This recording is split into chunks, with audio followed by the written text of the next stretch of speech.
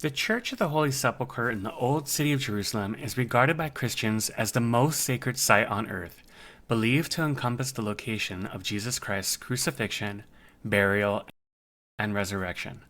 Within its walls lie a complex array of over 30 chapels and worship spaces, each adorned with the devotional ornamentation of various Christian traditions. Despite its mixture of architectural styles resulting from centuries of fires, earthquakes, destruction, and reconstruction, it remains a living place of worship, bustling daily with prayer, hymns, and liturgies. Early Christians revered this site, but it was later covered by a pagan temple built by Emperor Hadrian. In 326 AD, Emperor Constantine I initiated the construction of the first church, removing the pagan temple and cutting away the tomb from the original hillside. Tradition holds that Constantine's mother, St. Helena, discovered the true cross in a cistern near Calvary.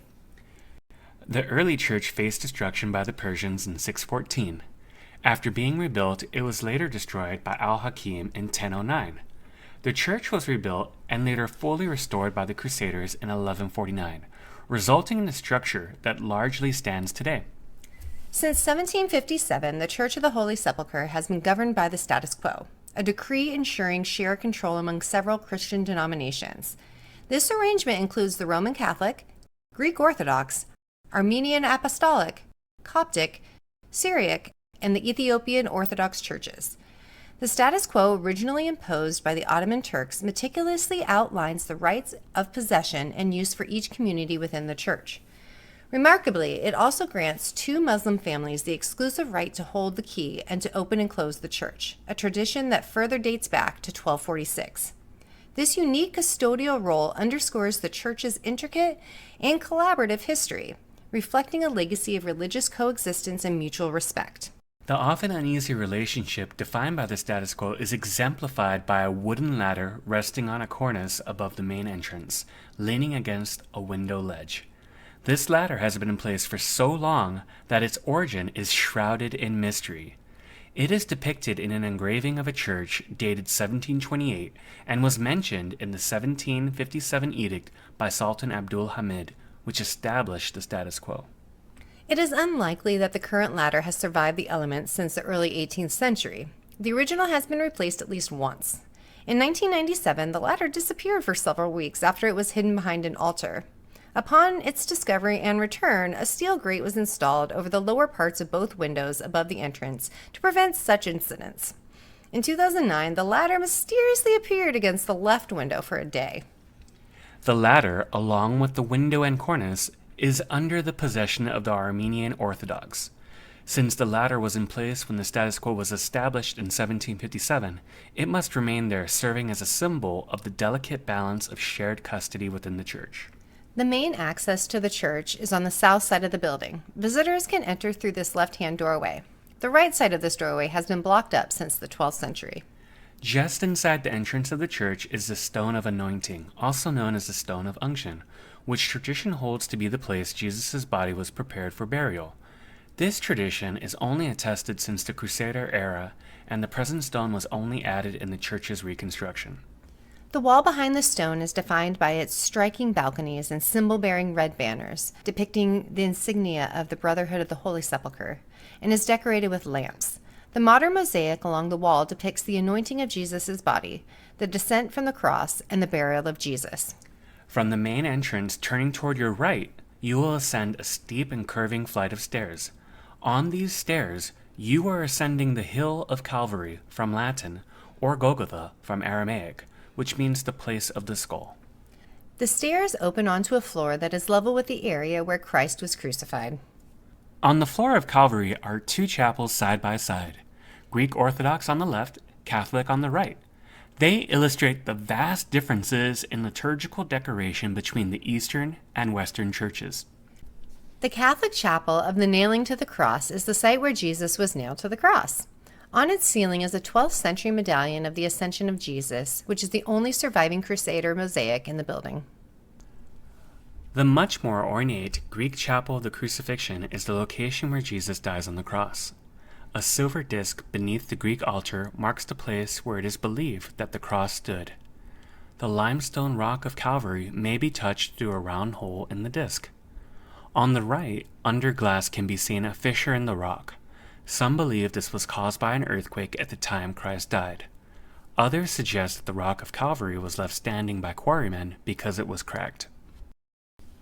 Between the two chapels, a Catholic altar of Our Lady of Sorrows commemorates the event where Jesus is taken down from the cross. Another flight of stairs at the left rear of the Greek chapel leads back to the ground floor. Continuing away from Calvary, the rotunda of the church opens up on the right, surrounded by massive pillars and surmounted by a huge dome. Its outer walls date back to the Emperor Constantine's original basilica built in the 4th century. The dome is decorated with a starburst of tongues of light, with 12 rays representing the apostles. In the center is a stone aedicule with its entrance flanked by rows of huge candles. This is believed to be the location of the tomb of Christ. This stone monument encloses the tomb, or sepulcher, where it is believed Jesus lay buried for 3 days and where he rose from the dead. Studies late in the 20th century show that the present aedicule contains the remains of 3 previous structures, each encasing the previous one, much like a set of Russian dolls. At busy times, Greek Orthodox priests control admission to the tomb. Inside, there are 2 chambers. In the outer one, known as the Chapel of the Angel, stands a pedestal containing what is believed to be a piece of the rolling stone used to close the tomb. A very low doorway leads to the tomb chamber, lined with marble and hung with holy pictures. On the right, a marble slab covers the rock bench on which the body of Jesus lay. It is the slab which is venerated by pilgrims. Located behind the aedicule is the Jacobite chapel, which is dedicated to Joseph of Arimathea and Nicodemus, who were involved in Jesus' burial. The Syrian Orthodox community, known as the Jacobites, holds regular services here. The chapel's ancient atmosphere reflects early Christian traditions. In this chapel is an entrance to a room with 2 niches of a 1st century tomb. Since Jews always buried their dead outside the city, this proves that the Holy Sepulchre site was outside the city walls at the time of the crucifixion. There is a tradition that Joseph of Arimathea was buried here after he had given his original tomb for Jesus to be buried in. Returning to the rotunda, the area to the left, on the north side of the church, is overseen by Catholics. There is an altar dedicated to Saint Mary Magdalene. Then double bronze doors to your left lead to the Franciscan Chapel of the Apparition. It commemorates the ancient tradition that Jesus appeared to his mother after his resurrection. In this chapel is a column of stone believed by many to be part of the pillar to which Jesus was tied as he was whipped by Roman soldiers. Outside of the chapel, turning left, behind the altar dedicated to Mary Magdalene, are the 7 arches of the Virgin. The name commemorates a belief that Mary walked this path when she visited her son's tomb. This area also contains pillars and other materials from previous constructions of the church.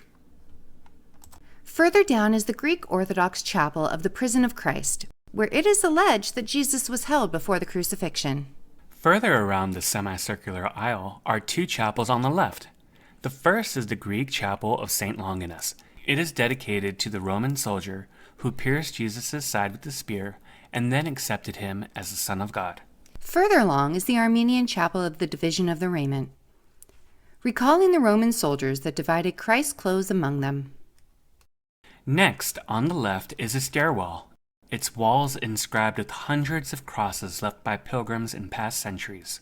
The 29 steps descend to the underground Armenian Chapel of St. Helena. This was the crypt of the Emperor Constantine's 4th century basilica and is therefore the oldest complete part of the entire building. During restoration works around 1973 to 1978, excavators discovered a 2nd century drawing of a Roman ship. A large decorative floral mosaic was made in the 20th century. Part of it depicts churches in historical Armenia. From the right of the chapel, another 22 steps leads to the Franciscan Chapel of the Finding of the Cross. This rough-walled area has been built within a part of the ancient quarry, apparently later converted into a cistern for water storage. Here, according to tradition, Saint Helena, Constantine's mother, discovered the true cross and other instruments of the Passion and Crucifixion. A statue behind the altar shows her holding the cross. Remnants of 12th century frescoes are displayed behind glass walls. Between these glass walls lies a floor mosaic, marking the spot where tradition holds that a piece of Jesus' cross was discovered. After ascending all the steps to the ground floor again, immediately on the left is the Greek chapel of the Derision. It commemorates the mocking of Jesus by the Roman soldiers. Under the altar is a fragment of a column, said to be one Jesus sat on when the crown of thorns was placed on his head. This solemn space evokes reflection on the humiliation and suffering endured by Jesus. Further along on the left, a glass screen protrudes slightly into the aisle. Through it can be seen the natural rock of Calvary. Next to it is a small area called the chapel or the Cave of Adam. The Cave of Adam is one of the oldest chapels in the vast Sepulchre Church and is located directly beneath the site of the crucifixion. Jewish tradition holds that Adam's skull was buried here. According to Exodus, Noah passed the skull to his son Shem, and then to Melchizedek, the priest king of Jerusalem, who buried Adam's remains at the foot of Golgotha. From this chapel, a door leads to the Greek treasury, holding relics, including one of the true cross. It should be noted that this area may be closed to visitors. Heading back out through the Chapel of Adam, we are going back towards the Edicule, and toward the center of the church to the Catholicon. The Central Greek Orthodox Chapel serves as the central worship space for the Greek Orthodox Patriarchate of Jerusalem. It features a grand dome with mosaics and icons. The omphalos, believed to be the navel of the world, symbolizes the spiritual center for Orthodox Christians. Daily liturgies and prayers are held by the Greek Orthodox community. The next chapels we'll visit are accessible through the south entrance courtyard by a doorway near the Church of the Franks, a traditional location of the 10th Station of the Cross. As you enter, you'll first encounter the Chapel of St. Michael, also known as the Archangel Michael. To the left, a staircase leads to the second chapel, the Chapel of the Four Living Creatures. One of the notable features here is an illustration of the Queen of Sheba visiting King Solomon, which is mentioned in the Old Testament of the Bible. To the left of this chapel is an exit that leads to the Deir es-Sultan, or the Sultan's Monastery, which is situated on the roof of the Chapel of St. Helena. For reference, this is the dome of the chapel and how it appears from the interior. This rooftop courtyard is adjacent to the 9th Station of the Cross. It's important to note that at the time of this video's publication, this area, along with the two aforementioned chapels, is the subject of a dispute between the Ethiopian Orthodox Tewahedo Church and the Coptic Orthodox Church of Alexandria. If you're interested in attending a service within the Church of the Holy Sepulchre, be sure to get confirmation on the spoken language, location within the church, and the times for the services. As an example, for Catholics, this was the schedule when we visited. If attending a Mass within the tomb is important to you, and the schedule remains the same, you should plan to arrive earlier than the 6 a.m. start time in the summer or the 5 a.m. start time in the winter, because the space is very limited. For the service that we attended, it was a total of 11 people, including the priest.